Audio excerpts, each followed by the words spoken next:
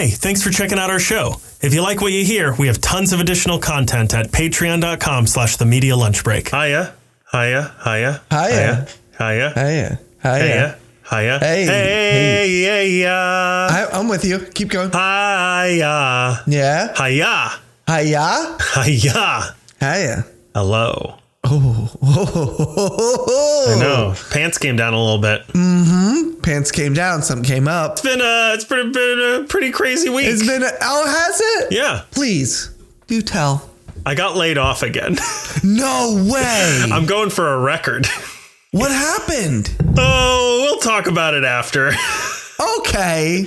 But yeah, not my fault. They doubled down on that, tripled down on it in my exit interview, that they said it had nothing to do with the quality of my work. So I'm looking at unemployment, and there are reasons I might not get accepted, but I'm hoping I will. And we'll see what happens. Oh, my God. Anyway, this is my full-time job now, so I'm ready to rake in the big bucks any minute now. Pew, pew, pew, pew, pew, pew, pew. Any Here we fucking minute now. Yeah, gonna make it rain. Yep, that's what the kids say. That's what they say nowadays. That is a current reference. Yeah. How are you? Unemployed. Yeah, I bet. No. Yeah. No. You hiring? No. You could have my job. I need one. You want to trade jobs? Let's trade Z's. Great, because I don't have one. Okay, that's fine. So that means you get nothing. I don't want one, so it works. You know what? That's fair. I actually changed my mind. I don't want one either. Oh, damn it. Yeah, sorry, so man. So now I'm stuck with mine? Yeah. Yep. Well, yes. All right, fine, I guess. What's been going on? What's been happening? How's the war in Iran been treating you? Shitty. Yeah. Shitty. Yeah. What's been going on with me? I went to a shindig. I went to my wife had the opening of her show, and I got to go to the opening again. Ooh. And so I got to go to a nice, you go to the show, and then you go to a nice shindig, and then there's a little shindig afterwards. Why am I saying that a lot? Is there an after party? There was an after party. Is that the shindig? That's the shindig. The after shindig. The after shindig. There's a shin, and then there's a dig afterwards. And you dig into the shin? Yeah. Yikes. Delicious. Is that... What's the etymology of that word? Is it like shindig? Doctors who would perform surgery on someone's shin? And then they partied afterwards. Or would they party before? They partied during. And then the thing after is the shindig. They get drunk, and then they're like, we should operate on something. Well, back in the day, I think you'd get the patient drunk. So my doctor's been doing it wrong this whole time. Or very right.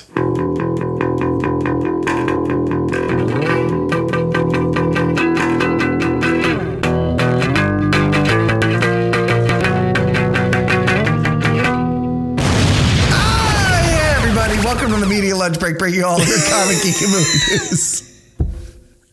Was that the right time to start the show? I don't know. It could have been. Maybe it was. Maybe it wasn't. We're going to find out. Peek behind the curtain. If you're not on the Patreon, if you're not on the Let's Get Into It tier on the Patreon, which if you are, you're going to help feed my son. But also you get a video of every episode. But if you're not on that, Chris and I both, when he started the show, both of us at the same time just shrugged. Just, I don't know. Is this it? Might as well. Might as well do this. Bringing you all of your comic geek and movie news all in the time and takes to eat a good sandwich. And I don't know, man. I don't know. If you can afford one. My name is Chris Triebel. If you can afford one at this point. My name is Chris Triebel. Alongside me, as always, is my co-host, Andrew Dunn. Andrew, say hello, Andrew. This is the part where you say hello. Wait a minute. Wait a minute. When this episode comes out, it will be exactly 2 days before my birthday. Wait, no, it won't. I forgot. It doesn't come out a week later. You backpedaled on that so fast. Yeah, no, it's not even going to be close. Traditionally, we record a week before.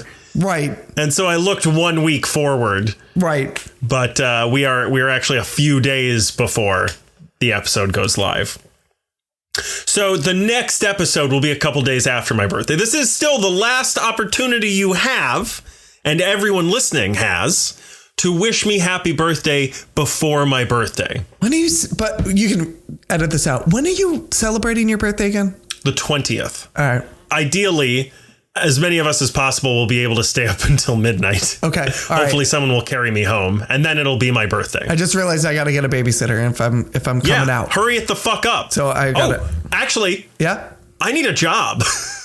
You want to babysit my kids while we go out for your birthday? That'd be great, actually. Great. Have I told you the story? And I know that we're deep in the weeds now, and we probably have shit to get to. But when aren't we deep in the weeds? I know.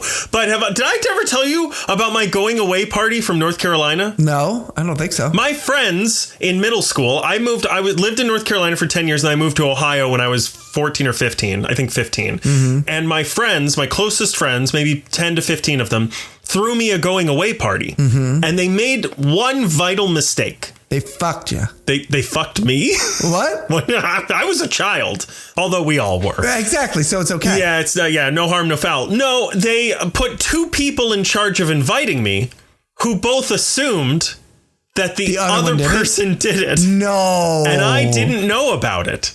And in fact, I had other plans on that weekend. I was visiting my aunt out of town. This was before cell phones. Right. So I didn't have a cell phone or anything. I was also a kid. Right. And my mom didn't have a cell phone. This was before cell phones. So I got back to 27 voicemail answering machine messages that were like, hey, we're having a middle school reunion. You should swing by. We forgot to tell you about it. And about 5 messages into it, someone eventually was like, Andrew, this is a surprise party. We're throwing you a surprise party. The party's for you. It's not a reunion.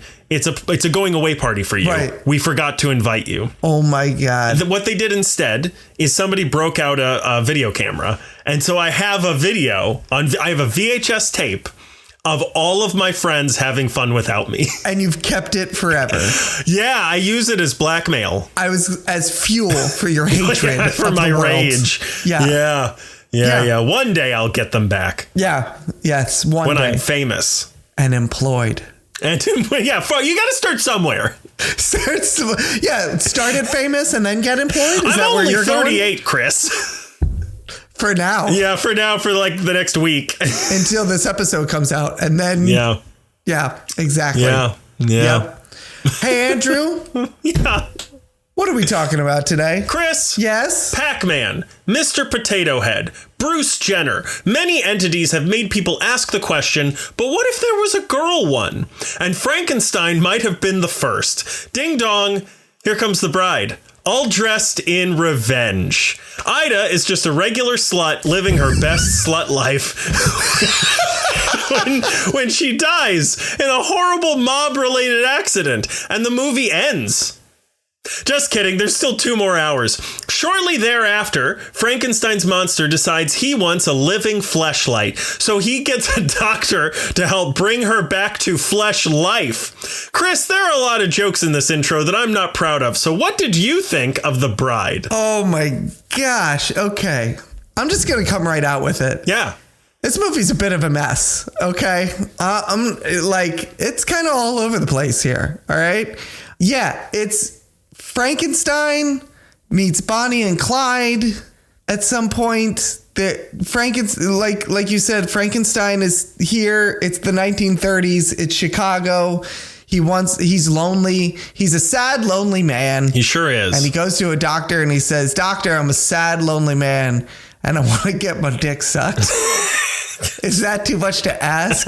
And she's like, for a 100-year-old resurrection. She's like, kinda. Yeah. It kinda is, dude. Yeah. You kind of missed the boat on that. Yeah. And he's like, I don't care. Make me a bride anyway. And she does. Yeah. And that's where the bride comes. But there's also, it starts off, okay, so we'll get into spoilers later, but just... Mm-hmm. I guess I'll say this one spoiler for the movie The Bride. There's this the first thing you see. Okay, so yeah, a spoiler of the first 5 minutes of the movie. Of the first 5 minutes, right? The first thing you see is Jessie Buckley in black and white. And she's like, "Hi, guys. I'm Mary Shelley. I'm the person who wrote Frankenstein. And then I died. And now I'm in... Well, I don't know what the hell this is. Somewhere. Yeah, limbo or purgatory or something. Yeah. And then or like a GameStop or something, or like a TGI Fridays. Yeah. Or a Blockbuster. Yeah, she might be in a Blockbuster, like I said, wherever Blockbuster purgatory. went. Yeah. Purgatory. Yeah. I'm in this Blockbuster video. Yeah. In this, not even a Hollywood video. Right next to Circuit City. Getting a Quiznos sub. Oh. And I'm in this. All right. But I'm in Listen to my 8 tracks. I'm in this Blockbuster video. And Playing Pogs. You know, before I died of a brain aneurysm or whatever I died of. Yeah, probably drinking. Or drinking. Yeah. Or just liver disease like we did back then. Yeah. I wanted to tell one more story, but this time with a girl. And here it is. Yeah. And then there's this like conceit throughout the movie of Mary Shelley being there.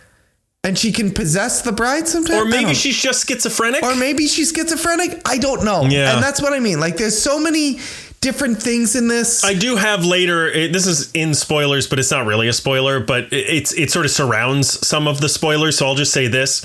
I did find myself wondering, how can Mary Shelley be a character in this and Frankenstein? Right. Like, how is... Right. If we're acknowledging there's a person who wrote a fictional tale about a doctor named Frankenstein who created a guy who like brought a person back to life. Right. And that is a fictional book that someone wrote. Right. How is Frankenstein and the person who wrote that fictional story both in a story together? Even if she's schizophrenic. Right. And she's imagining Mary Shelley. Yeah. That means she is imagining a person who wrote a book about her Frankenstein. boyfriend. About her boyfriend.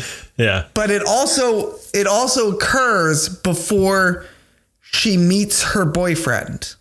Like, she starts becoming schizophrenic about Mary Shelley, who wrote Frankenstein, before Ida meets Frankenstein. Right. Right. But she also doesn't know that it's Mary Shelley, right? We only know that. Yes, we know it's Mary Shelley. Also, Does Mary Shelley exist in this world? I don't know. That's what I mean. That's step one of the mess that is The Bride. Yeah. Right? It is, it's just kind of structurally all over this place. The second half of this movie, it's not that it comes together. It kind of like streamlines itself and just becomes a regular movie. Yeah. I would say after, this is not really a spoiler because no one's going to understand it unless you've seen the movie. After the dance sequence. Yeah. It becomes like it just becomes a regular movie. Sure. Not great movie, but a regular like plot line and everything going forward. Less avant-garde. Yes. Yeah. I mean, this is written and directed by Maggie Gyllenhaal, and you can see did she write it too? I believe she wrote it. Let me double check. Oh, I think I remember that too, because I remember directed by Maggie Gyllenhaal, written by Maggie Gyllenhaal and Mary Shelley. Yeah. Yep. And she has clearly just opened up her Rolodex. There's a reference. Yeah, I'm sure she has one sitting on her desk. Yeah, she's clearly opened up the contacts in her phone. Yeah, and started dialing away. Yeah, because this cast is pretty stacked. I guess I kind of disagree with that. I think it's stacked with like 5 actors. You know what I mean? Okay, fair, but still it's stacked with more actors than this type of movie would normally have. Let's put it that way. Sure. Yeah, I agree. Yeah. That being said, the cast is, I mean, it's a good cast. As much of a mess as this is, I would say Jessie Buckley is really good in this with what she is given. Yeah. Like, she is switching between... by the way, Jessie Buckley is playing Mary Shelley. I forget if I said that or not. Yes, you did. And also the bride. And also Ida and also the bride. Yes. Which is the same person, but... Yeah. But kind of 3 people. Kind of different. But she switches between the two of them, like, really, really well and really seamlessly. Yeah. And she's given some really tough scenes to do when she's, like, kind of on the schizophrenic tear, basically. So with what she's given, I think she's really good in this. Christian Bale is there. He sure is. He sure is, isn't he? And he's trying to figure out what the hell a Frankenstein is. And he's also being a gangster at some points. He sure is. And sometimes those things are the same thing. Yeah. Apparently. What did you think of this movie? Here's what I would like to do. Okay. I would like to play a drinking to read game. you the first 6 notes that I took. Okay. And then answer that question. Great. I would like to first begin, before I read these notes, to point out that I may have chosen, especially after post unemployment, post being laid off, I may have chosen alternate methods of watching this film. Sure. And that's how I'll word that. Okay. And here are my notes. This looks like it was shot on a Motorola Razr. Why is Dr. Frankenstein English? Meat pies for dinner. What the fuck is this? I'm 5 minutes in and I'm pretty sure I'm watching the wrong movie. I've determined that I was watching the Asylum version. And can I tell you something? Yeah.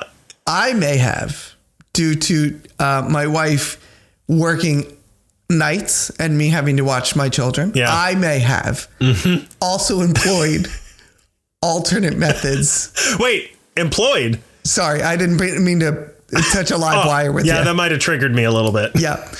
I might have used alternate methods of viewing this and had the same experience.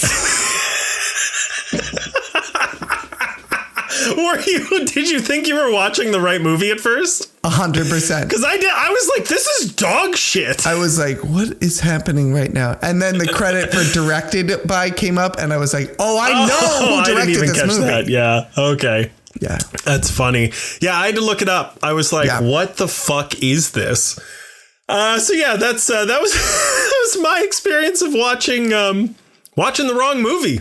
Yeah. And eventually I found it. Okay, good. Here was my post-viewing experience of the real movie. Yes. Of the right one. Yes. Right off the end of it, I liked it. I didn't love it, but I did like it. Mm-hmm. We always say on this show, and I still believe this wholeheartedly, that a bad film is better than a mediocre one. Mm-hmm. And this motherfucker is about as far from mediocre as you can get. It's a huge swing. 100%. It's a very, very big swing. Right. Especially for, like, it feels like a good movie for, like if you watch this at the Tribeca Film Festival, it would be the #1 movie at the festival. It's a really good, like, artsy film movie for people who like artsy film movies. Mm-hmm. For a big budget, like for a cinema film, when you're competing with your Avatars and your Marvels and your DCs, one, it is nice to have something different. I want to put that right up front. Sure. It's nice to have more stuff to watch. Sure. Especially with good actors. And I liked it at the end. And the more that I sat with it, even some of the actors, like I agree with you, and we'll get into the cast in a minute. Jessie Buckley is a standout performance in this. She's incredible. Yes. But also the more that I thought about it, like I have notes on the accents as well, because like Christian Bale mentions that he's Swiss. I think he's from Switzerland, but he has like a weird Brooklyn accent for some reason. Sometimes it's kind of English. Sometimes like it's very clearly a person who's been to a lot of different places. Right. But I don't know why he has a New York accent at all, since it doesn't seem like he spent a lot of time there. Maybe he did. I don't know. Right. But Jessie Buckley also, I agree with you. And the first thing I wrote here about her is standout performance. I agree with you. She switches back and forth seamlessly between those characters. Right. In a really interesting way.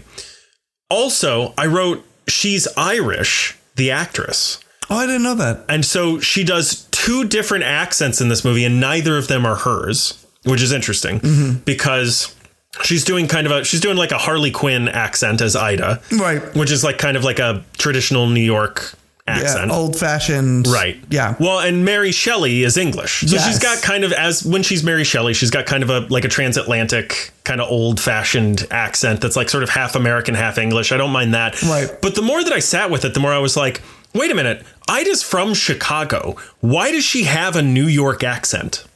That doesn't really make any sense for this. So that was something that eventually I was like, wait a minute. Yeah. And then there's other things that we'll get into in spoilers. There were icebox moments. We talk about that. You told me about that with Alfred Hitchcock. Right. And about how icebox moments are when, you do something that doesn't really make any sense in your movie, but nobody notices it until you've already got their money and they're back home opening the fridge. I had some of those like opening the fridge and going, wait a minute.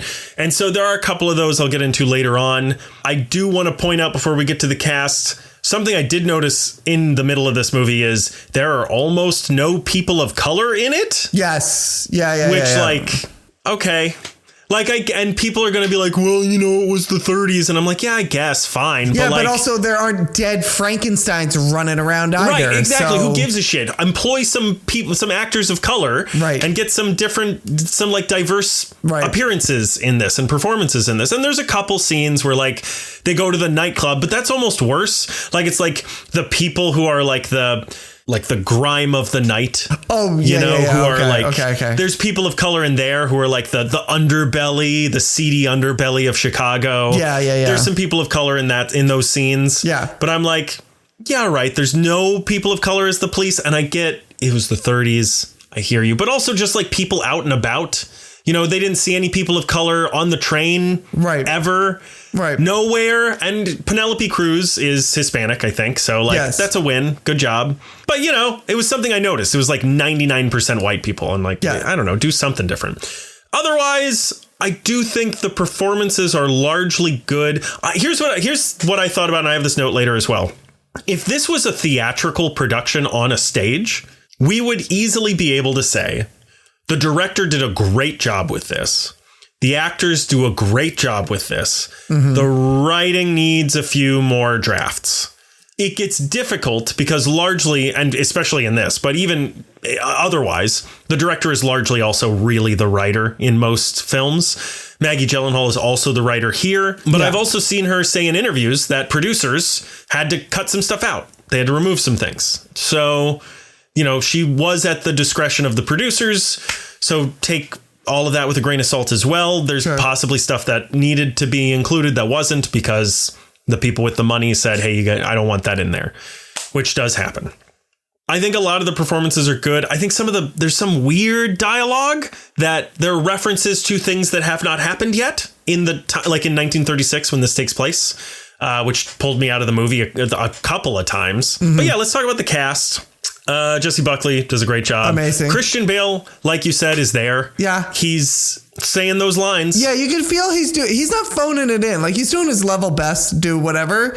And you can feel he's trying to make some choices. I think like it's a little, again, and this is, I think in the writing and the direction, it's a little all over the place where he starts off a very kind of proper, kind of timid, downtrodden. He's a nice guy, Chris. He's a nice guy. He actually is, This Frankenstein is a really nice guy to start off. Is. And then he takes a real left turn. Yeah. And in a way that's just like, we need the plot to go this way, so we're just going to change the character. And it's just going to happen. I think this is one of Christian Bale's worst performances. Yeah. And not just because of the writing or the direction or whatever. I really do feel like you're right. It's not that it's phoned in. It is, though, that like his other work is kind of a grand slam in general. Yeah. And this is just kind of there. Yeah. Like it does feel like it feels like Christian Bale got the script a week before. And you've been an understudy in things. Yeah. I've been an understudy in things. Yeah. You get the script a week before. You're like, okay, I'm going to do this here. I'm going to do this here. You've got like 10 ideas and that's all you can do. Right. And it feels like it wasn't sculpted over time. No one was able to work with him on stuff. It feels like he just sort of had to go out. Someone pushed him out on stage after he barely memorized it in a weekend. I went, you're Frankenstein. And he's like, what? Exactly. Right. Zlatko Buric is getting a lot of work. He's the mob boss in this. He's also in Superman and Wonder Man. He's having a hell of a year. Yeah, he's having a good year for sure. His agent finally is like, yes, baby. Oh, man. I can't believe I stuck with you. My 10%. And Annette Bening is in it. She's fine. Mm-hmm. Penelope Cruz is in it. She's fine. Peter Sarsgaard is in it. He's fine. He's fine. Jake Gyllenhaal is in it. He's pretty good. Yeah. He's there for like 10 minutes and he does a good job. Sure. He does exactly what that role needs. And yeah, overall, like you said, powerhouse actors and largely the performances are fine. By the way, fun fact, the person who plays the maid, Annette Bening's maid. Yeah. She is an Academy Award nominee. Did you know that? I did not. Who is that? She is. I forget what her name is. She was Oscar nominated back in like the 70s or something. But I'm like, wow. You know for what? It's a movie called The Heartbreak Kid. Huh. Okay. She always pops up and stuff. And was she the Heartbreak Kid? She was No, she was the one the Heartbreak Kid is in love with. You cannot find this movie to save your life. Like it's like Watch this me. great. I bet I could if it was to save my life. I think is it Elaine May and Mike Nichols, or just Elaine May wrote it? And you can't. Anyway, this is beside the point. But she pops up and stuff, and I'm like, wow, you got nominated for an Oscar, and you definitely. And now you're the maid. And now you're the maid. So, yeah. Wow, Hollywood's a bitch. It sure is. You want to talk about the budget in the box office? Yeah, please. Because, god damn. Wow. I don't think this movie is bad enough to deserve the fate that it has been given. But on an $80 to $90 million budget, which means it probably needs like 160 to 180 at least to make a profit.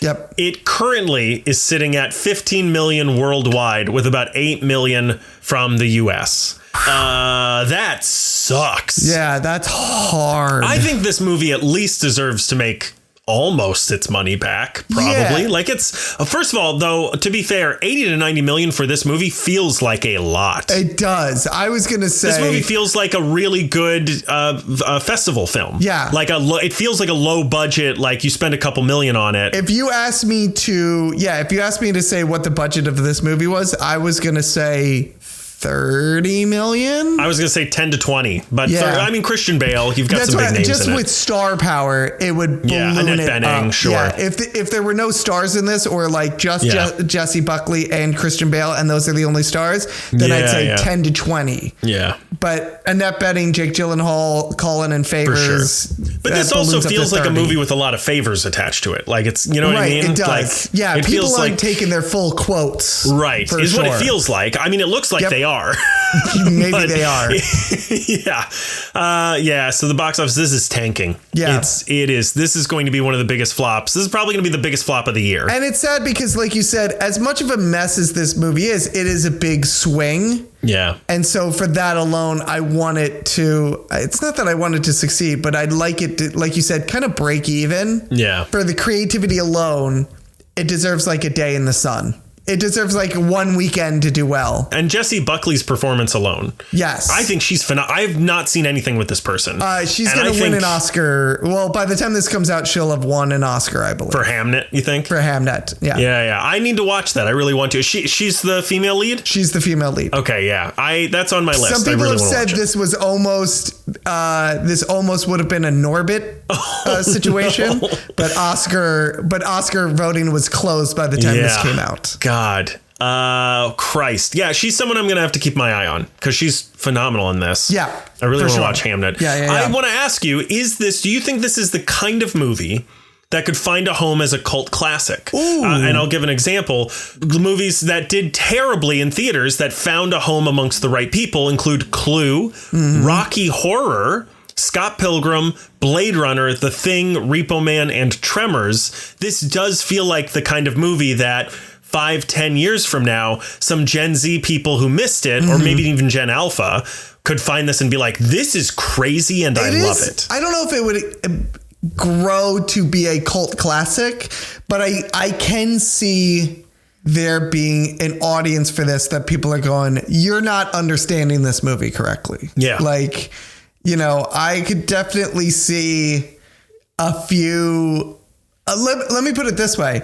I could definitely see a few cosplayers at like a Comic-Con with a black smear on their mouth, for sure. Yeah. I could definitely see how, you know, whatever we think, despite what we think of this, that there would be other people who are like, no, this is brilliant. This is really good. Yeah, there are elements of this that are like, maybe I wouldn't say a 10 out of 10, but close. Like if you break it down piece by piece, there are definitely things that, like, if those things are important to you in a movie and the most important thing, and you don't really care about the other stuff, I could see this being people's favorite film. Yep, I can understand that. Yeah. Because it is so different from what you normally see. Yeah. I think some of the problems with this is there's actually almost like too many plot lines. There's little subplots about like Peter Sarsgaard and Penelope Cruz's characters. That's all my notes, by the way, before spoilers. Do you want to get into spoilers and actually dive into that stuff? Yeah, let's just dive into...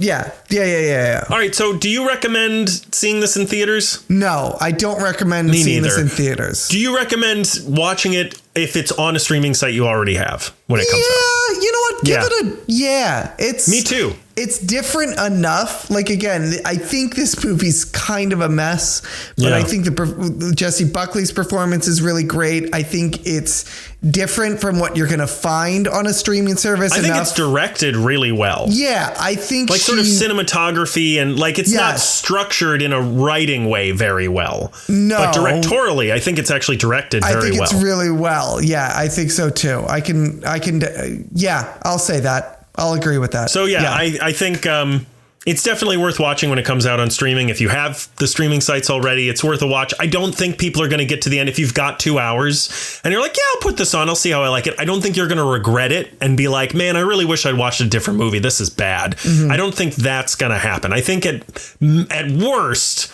you'll be like, okay. And it only gets better from there. Right. Yeah. I could go with that. All right, cool. So let's go into spoilers. Do you want to get into whatever you were about to talk about with the plot lines? So basically, I think one of the things that this movie suffers from is like too many subplots. There's a subplot between Peter Sarsgaard and Penelope Cruz about her character wanting to be a detective and she's only a secretary and and it's a woman's world. There's a subplot between Peter Sarsgaard's character and Ida that just comes out of nowhere. And the mob boss and his people. And there's a subplot with the mob going after, you know what I mean? Like, and also it's never really like quite understood, to me at least, like the mob's real problem with the like she mouthed off one time. She knows too much. She knows too much, I guess. But why didn't she know too much before? Yeah. Well, they did kill her, and then I think that was by accident, though, right? Yes, it was. But they were like, "She's dead," and then she popped up as the bride. But also, maybe it's because she was screaming at the mob boss guy, but a few years ago or however long that was. The other thing is, for me, I was like, that mob boss really remembers that one hooker really well. You know what I mean? Like, well, I did. Well, okay. So here, this may answer that question for you, because part of the while I was going through my notes, I was like, wouldn't like her obituary have said she was a cop, like an undercover cop? So maybe he knows that he trusted this rebel woman, and it turned out she was an undercover cop. Right. Because it might have said that she was working that case as a police officer or whatever she was. There's a subplot after they really go full Bonnie and Clyde where she becomes like a woman's symbol. Sure. Yeah. And other women are like putting the black splotch on their face and like firing guns in the air and stuff. Yeah. Even the like Mary Shelley stuff is kind of a subplot. Like Mary Shelley has her own goals and stuff. Yeah. She's trying to do something. That's a subplot. And there's just a lot going on. And I'm Annette Bening has a subplot. Like she has stuff about her husband. And at the very end, she has a monologue about how she tried to bring back somebody. She already tried to Frankenstein somebody. Yeah. At first I thought they were talking about time travel, but they weren't. They were talking about Frankensteining someone. It's just kind of like, and that's where it becomes all over the place, where there's all this other stuff going on. And you think, I can kind of see the thread that Maggie Gyllenhaal is trying to weave with all of these subplots, because they're all feminist subplots. Yeah. But they never come together. Yeah. They never tie together centrally around the bride. At least not in a way that is cathartic. Right. And that's what I'm saying. Like it never like comes to a point of anything. It just is kind of there. And then like, again, her becoming like a social movement is there for a scene. Yeah.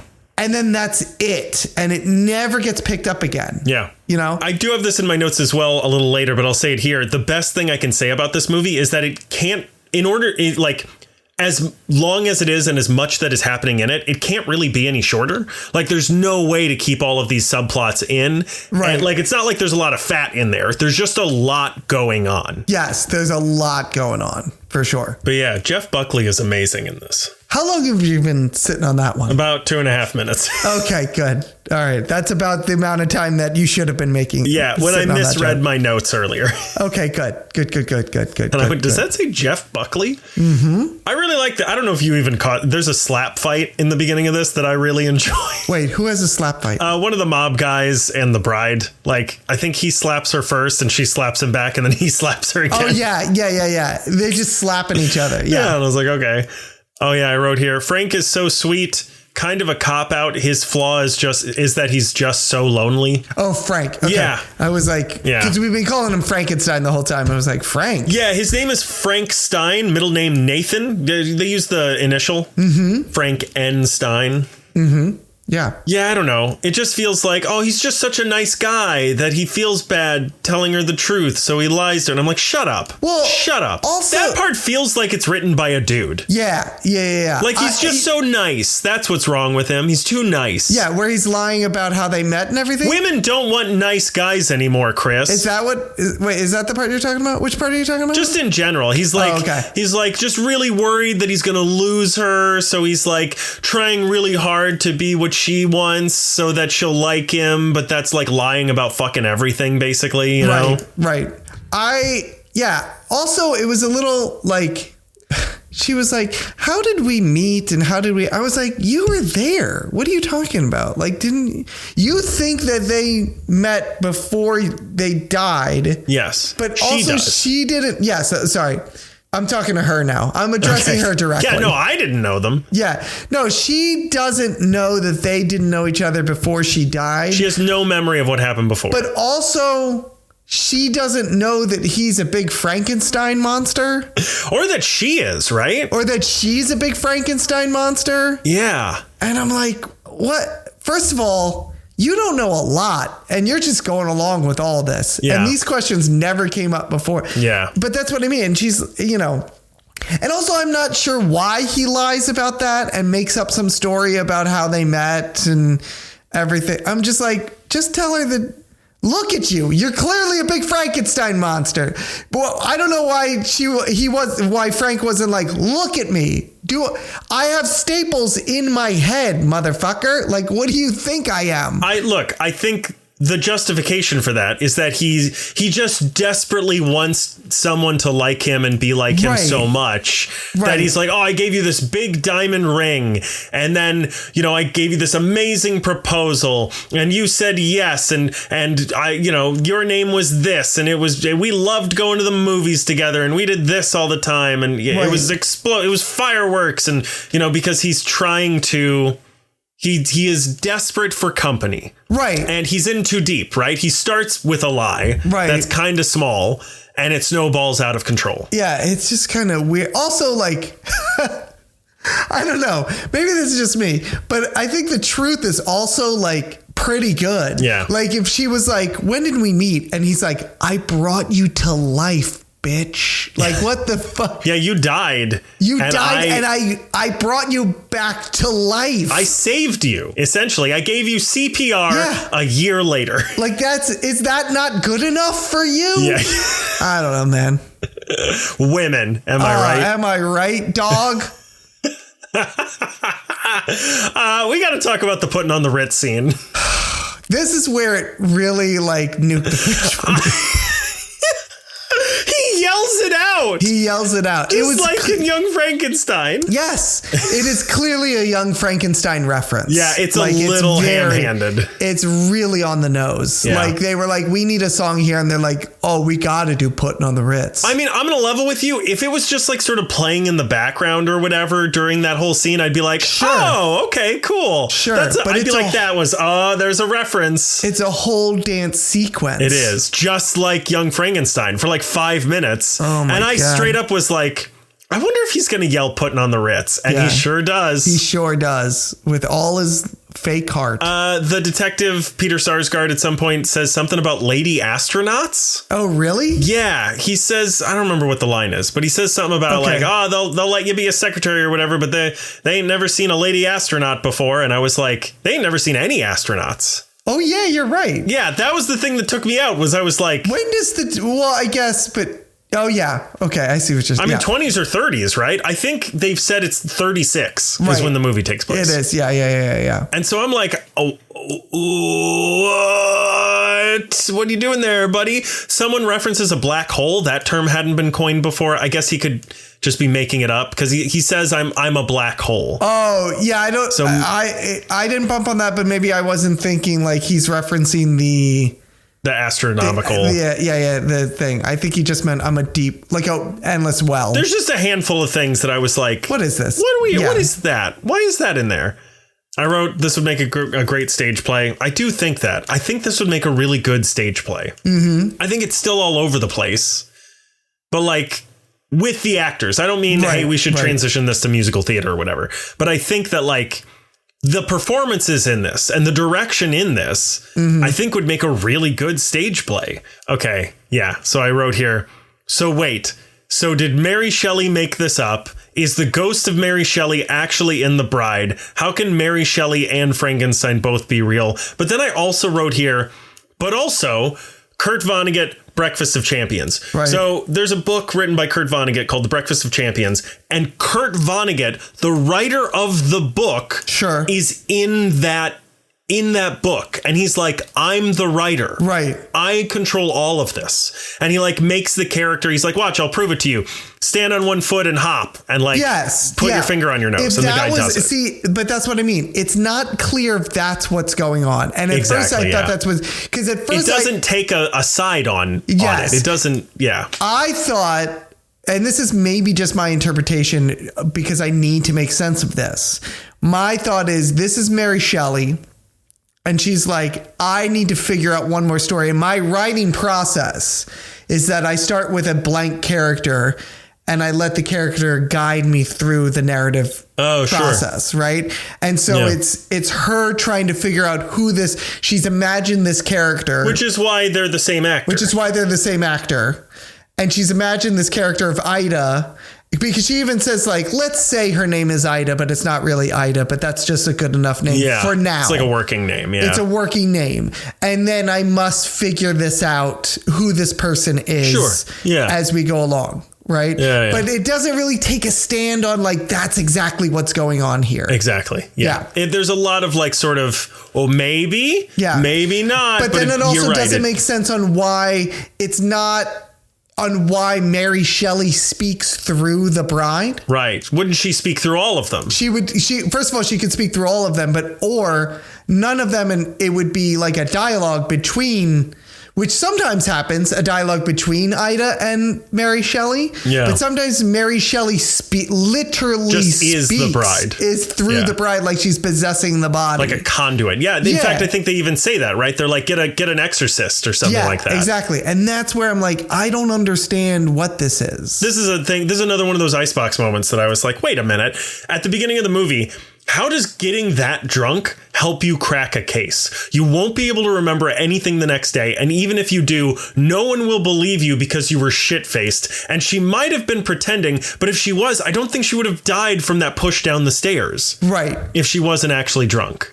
So this is a person who's like an undercover cop trying to get information out of the mob. Is that what happened? I think so. I don't think she's necessarily an officer, but she's acting as an undercover police officer. She and a few other girls have been sent in to get information about the mob. Got it. Okay. That's the whole thing is she's been sneaking information to the police. Yes, I know that she had been a source for the police, but I didn't understand. Like maybe I just missed it. I might have checked out by that point. But regardless, even if that is what you're doing, what's the point of like getting super fucking hammered?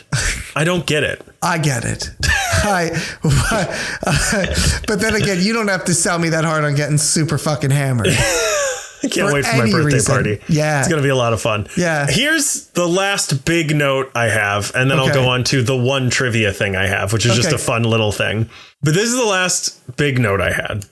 I kept thinking this would be better if Frank and Ida were black. And then I realized, and partially the reason I want to get into that too, because of how differently they're treated, right? They're considered abominations everywhere they go. Mm-hmm. And then the reason all of your actors and townspeople are white has a purpose, right? Like the fact that there are so few people of color in this could be because it's a double. I don't think Maggie Gyllenhaal could direct this. I think it would have to be someone like a Ryan Coogler or something like that. But it's a double meaning, right? Yeah. The monsters of the town, right? We get to that. And then it's about, well, these are real people with real feelings. Right. And especially the stuff that like all of the people they kill are in like self-defense. Right. Or it's like an accident. You know, they push the police officer and they didn't even mean to kill him, stuff like that. And it becomes like, well, it doesn't matter. They're monsters. And there's like a double meaning there. And then I realized that this movie is basically Sinners. In the 1930s, two outlaws from Chicago that the local residents consider dangerous abominations try to take advantage of the nightlife in their new location. In doing so, they end up killing people who are trying to hurt them and take unorthodox measures to ensure their own safety.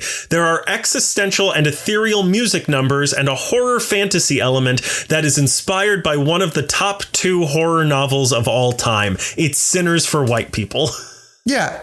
Yeah. That's... But worse. Like I said, it's just... Well, and to your point, Sinners takes a lot of very specific stands on things. Yes, it does. Yeah. And this just doesn't. And like I said, in the middle of the movie, it just becomes Bonnie and Clyde. Yeah. That's all it is. Yeah. And there's not really like... But also they're Frankensteins. But they just happen to be Frankensteins. Yeah. That's it. And Christian Bale is there. Because once they kill the cop, it doesn't... They're like, they're monsters. And they're like, we're, people just view us as monsters. No, they're after you because you killed someone, you idiot. Yeah. It doesn't matter. You could not be a monster. They'd still be chasing you. Killed a police officer. You killed a police officer. Yeah. Like, what the hell? It's a felony. Yeah. I'm told. The mob isn't after you because you're a Frankenstein. Right. The mob is after you because you know things or they think you know things about the mob. Yeah. That's it. But halfway through this movie, and that's what I mean, it becomes streamlined because a lot of those not subplots, but a lot of the weird existential things fall away, and it just becomes a movie about 2 people on the run, which is fine and all, but then it's like, but why are you Frankensteins? It doesn't, it's now a completely unnecessary conceit that we don't need. Yeah, I think that's another kind of critical issue with this. Is that, and I think that comes from not taking a stance on things. Right. Is that there's no message in this. And that's what I'm saying. There's a lot of things between Penelope Cruz's character wanting to be a detective and can't because of the glass ceiling, and the women who view her as a social symbol of injustice and things like that. Yeah. It never really comes to fruition or comes together to take a stand on something. Yeah. Well, and on that point, Penelope Cruz eventually gets the role of detective, but it's not because it's really earned. It's because the detective was like... A shitty detective. Yeah. He was like, he was like, I got to choose whoever I wanted, so I picked you.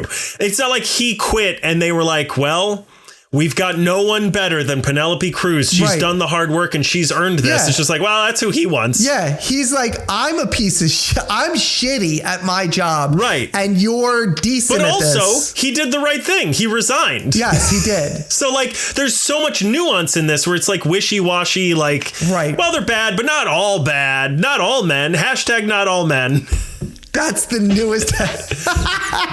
Yeah, we found it, everyone. We found the new hashtag. Yeah. Not all men. But that's the thing, right? Is like Sinners has a lot of things to say. Yes, but it actually says it. Right. And I think this needed another draft because it doesn't really say anything because it never takes a specific side on any of these issues. Yeah. Yeah, I agree. Other than, hey, don't be bad to women. Yep. Which, like, cool. I agree. Yeah. Unless, if you're into that sort of thing, what you do behind closed doors, that's your business. But right. Have a safe word. And last but not least, there's one piece of trivia I have about this movie. Let's hear it. And I don't know if you know about it, but it is a chef's kiss. Okay. John Mulaney auditioned to be in this movie. As what? The young cop. The one that gets his tongue bit out? Yes. That would have been... so distracting. I know. I thought that too. I'd have blacked out and been like, is that John Mulaney? That would have been John Mulaney? That's like, excuse me, miss, you're going to have to pull over. That's like Harrison Ford and E.T. distracted. You know that story? Yes. Like, we've talked about it on the show. Yeah. But yeah, like it is. He would have popped up and would have been like, oh, he's in this movie now. Oh, that's cool. And then he would have gotten his tongue bit out. Excuse me, miss. Do you happen to have any identification? Yeah. Just crazy. That would have been so weird. Yeah. And Maggie Gyllenhaal was asked, did you see his, because he sent in a tape. Okay. And she said, did you see his audition tape? And she was like, no, I had no idea that he auditioned. So, and John Mulaney has since said, thank God I didn't get it. Yeah. Thank God you didn't get it. All right, that's everything I have on this movie. Yes, that's all. That's all I can talk about this movie for. You ready to go on to the reading assignment? Let's go on to the reading assignment. Chris? Yes? Lesbians. Thank you. Roaming tells the story of 3 Canadian college students who take a trip to New York City and somehow don't die, eh? There's a love triangle at the center of a classic coming-of-age friendship story as the 3 girls learn important lessons and try to find their place in the world and in each other. What did you think of Little Women? I mean, Roaming. This is a charming little read, actually. I found this really kind of charming. Yeah, it's basically 3 Canadians visit New York City. The art in this is really interesting. It's kind of beautiful in a whimsical way. The writing is really just kind of breezy and nice. Fast. It goes super fast. And I read it in like an hour, like just whipping right through this. It's like 400 pages and it's over in a heartbeat. And the characters are definitely relatable. Like I could, you kind of, first of all, you kind of get the feeling for what each character is going to be very quickly. It's a stat, like as soon as, I forgot all the characters' names, but as soon as the one girl showed up, I was like, oh, she's trouble. Fiona. She's trouble. Fiona. Yeah. Yep. As soon as Fiona it was the first page, I was like, she's trouble and I don't like her. And it turns out she is. Yeah. But yeah, I really enjoyed this. Had you read this before? I had not. Okay. What did you think of this as well? Here's how I'm going to word this. Okay. I've had a good run on the reading assignments. Almost all of the last 10, 15 or 20 that I have assigned to you, I had not read before. Okay. And they were fucking home runs. Right. This is the first one in 10 that I did not care for. Really? Okay. I think it's okay. Okay. I think it's pretty good. Yeah. Especially it does what it's trying to do. It tells a small, cute story about 3 young women traveling abroad and visiting New York City for 5 days. Yeah. But that is largely all this 400-page story is about. Sure. I've never been, listen. There's not much to it after that. If you like a good, like a love triangle story about, college students struggling with their emotions and trying to figure out who they're becoming and all that shit. Great. This is for you. Yeah. I am not usually that kind of person. It's not, I hate to admit it about myself because maybe I just am not a cultured person, but I'm a big fan of the lasers and the explosions. And I wasn't sure. I had no idea what this was about at all. I think I said this last week or 2 weeks ago. I was in a comic book shop in Canada, in Toronto.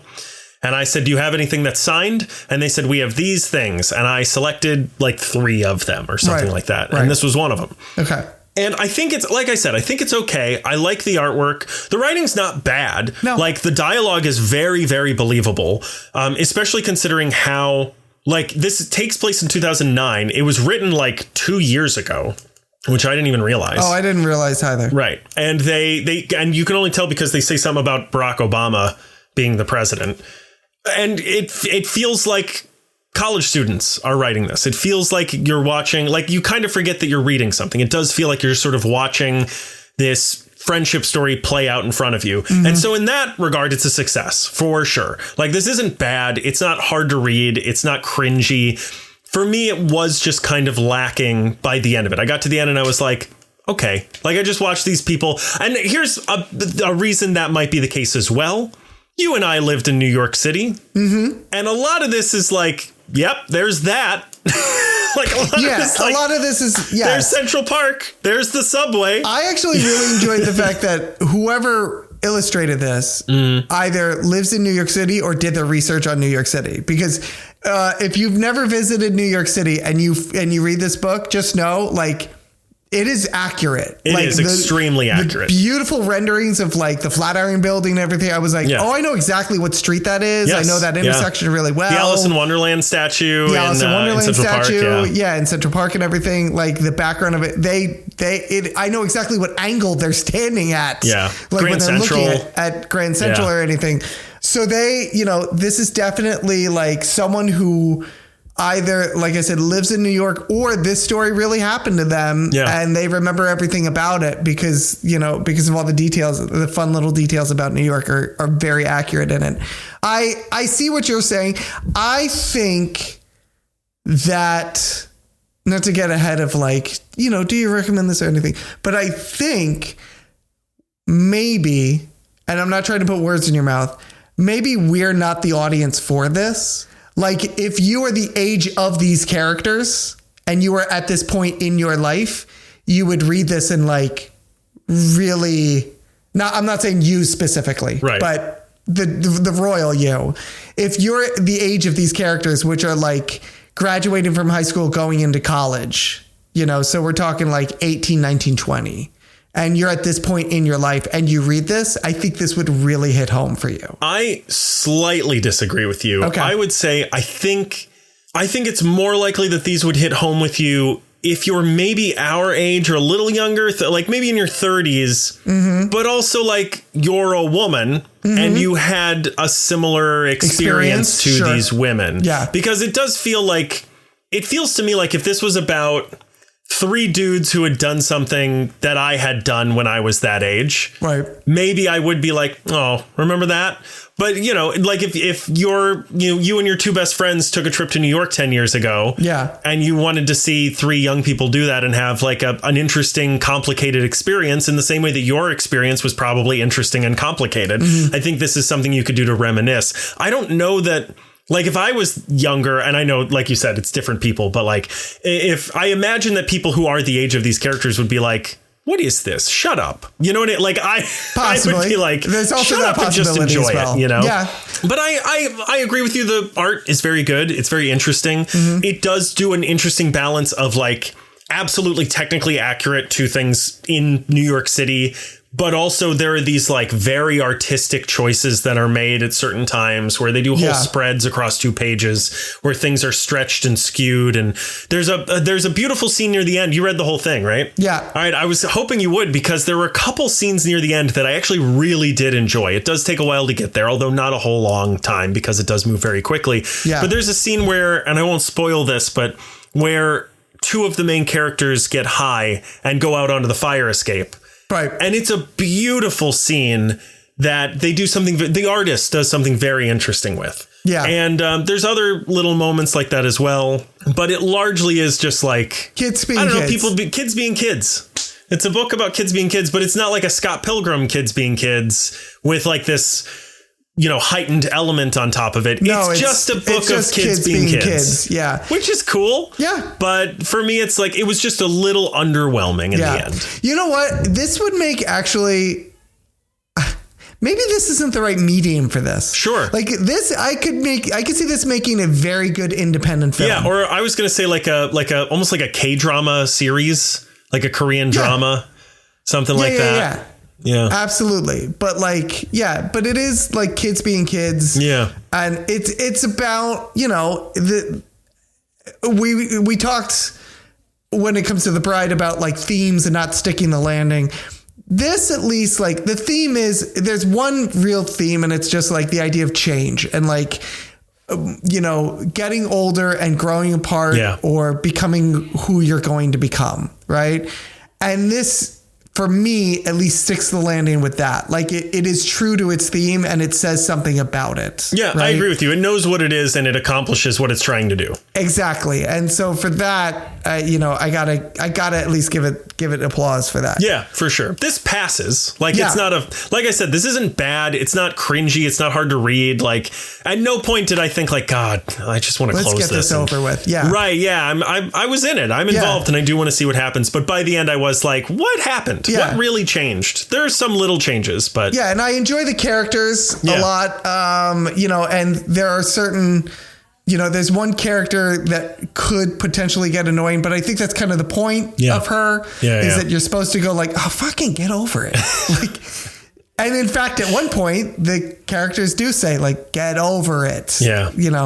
But yeah, I think it's funny that like this is a love triangle, but it's not like, and maybe one of the things I appreciate, it's not a romantic love triangle. Right. Yeah. It is a love triangle about friendship, and it's a love triangle about, Well, it's about all kinds of relationships, right? Like relationships and romance relationships and intimate relationships and situationships. Yes. Yeah. Yeah. I'm trying to think if there's anything more I have to say about this, but there's not much more. You recommend it? I do actually recommend it. Again, especially if you're younger, for me, I think if you're a younger person and you're looking for something to read, you might really resonate with this. Sure. And again, it's like a fast read. This is always, I always use this analogy, but like if you got a plane ride to take and you got like, I always think plane rides take 2 hours because the only place I go is like 2 hours away.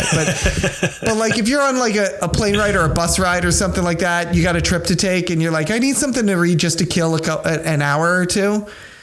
This is great. Yeah. Like you'll fly right through this. The good thing about this too is, and I know this is like this shouldn't even be considered probably in a review, but it's a short, fat book. So it'll fit in a bag really easy for something like that. It's not like one of the big trade paperbacks. It's like, I don't know. It's the size of like, what's it the size of, Chris? It's probably like 6 inches by 7 inches. Oh, it's the size of like, I don't know, a standard graphic novel then, isn't it? No, like 6 inches by 7 inches. Is it really? Yeah. Okay. It's almost a square. It's like it's almost the width of a trade paperback, but it's like 3/4 the height. Oh, that's awesome. But it's a lot thicker. It's like 350 pages, something like that. Yeah, but they like just whip right through. Yeah, they sure do. Yeah. All right. You want your reading assignment? Yeah. Let me say real quick. This was written by Mariko Tamaki and illustrated by Jillian Tamaki, who are cousins. Oh, cool. And Roaming was a finalist for the 2024 Lambda Literary Awards and tied for the top graphic novel of Publisher Weekly's annual critics roll. This also might have been why I felt the way that I did, because Roaming won the 2024 Eisner Award for Best Graphic Album. In addition, Mariko Tamaki won the Eisner for Best Writer, and Jillian Tamaki won the Eisner for Best Penciler/Inker. And there were a lot of really good books and writers who they beat, including, I think Kelly Thompson is her name, who at the time was doing It's Jeff, which is the Jeff the Landshark thing, and she was doing like a bunch of other stuff too, and there were other really good writers on that list as well that I was just like so surprised that this won after I read it. But although notwithstanding, they got it, and no one can take it away from them, even if they tried. So because you tried. I did. I went to both of their houses in Canada. Wow. And their door was unlocked because it's Canada. Yeah. And then I tried to take it, and a moose ran over me. No. That'll happen. I know. So what's my reading assignment? Okay. Oh God. I've been waiting. He's got this look in his eye to come to an end. It just ended this month. I've been waiting for the series to come to an end so that I could assign you this reading assignment so you can read it in its entirety. Okay. Lay it on me. It is. We actually read this is a sequel to a series we read for a reading assignment earlier. Hold on one second. Hi. Want to say hi to America? No. Nope. She said no, America. She said get fucked. I heard it. Yeah. This is a sequel to a series that we read before for the reading assignment. It is Beneath the Trees When Nobody Sees, Rite of Spring. Cool.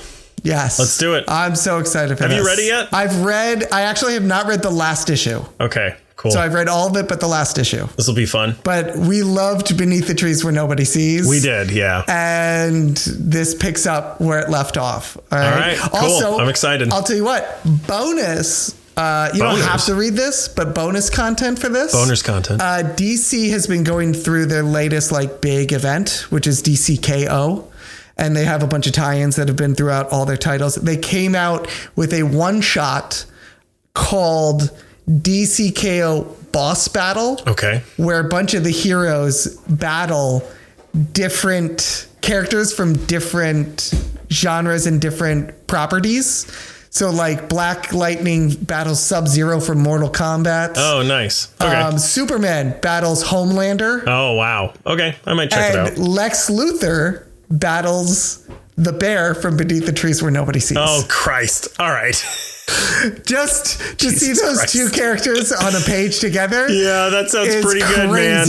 It's crazy. So there's bonus content for you if you want it. And if you don't, it's totally okay. Yeah, I might read the bonus content. Okay. So there's your, Beneath the Trees Where Nobody Sees, Rite of Spring. Cool. For you. All right. Other than that, is that it? That's everything, right? That's it. Hey, Andrew. Yep. Hey, Andrew. Yep. Hey, Andrew. What? Where can they find us? Oh, they can find us on Apple Podcasts, Spotify, YouTube Music, iHeartRadio, Pandora, SoundCloud.com/The Media Lunch Break. You can also find us at The Media Lunch Break on Blue Sky, Instagram, or TikTok. We're at YouTube.com/The Media Lunch Break. Head over there to check out some of our YouTube videos. They're pretty good. I would recommend them, but I also made a lot of them.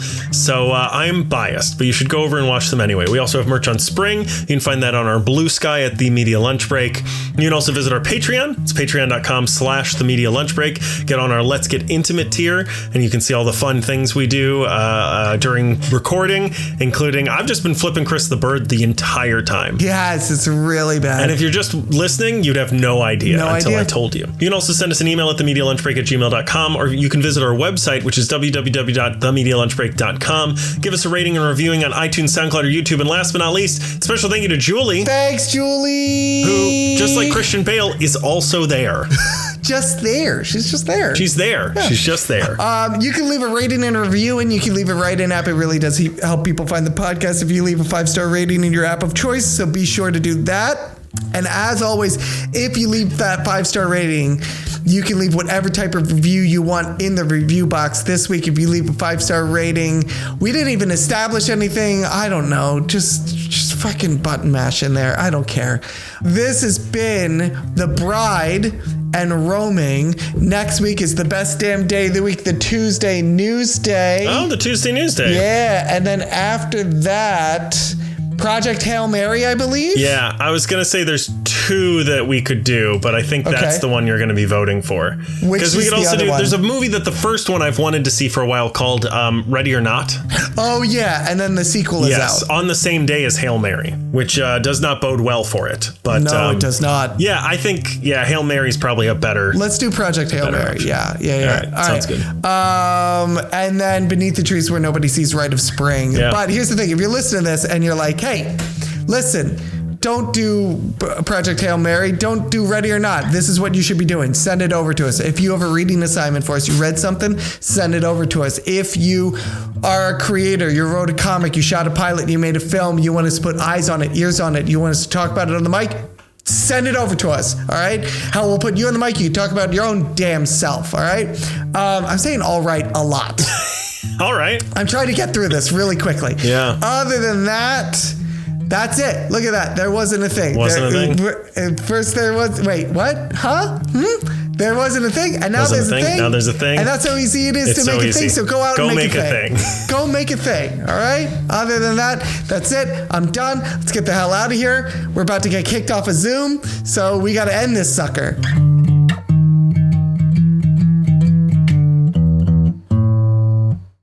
Do you know how Lex Luthor kills the bear from Beneath the Trees Where Nobody Sees? No. Just stabs him.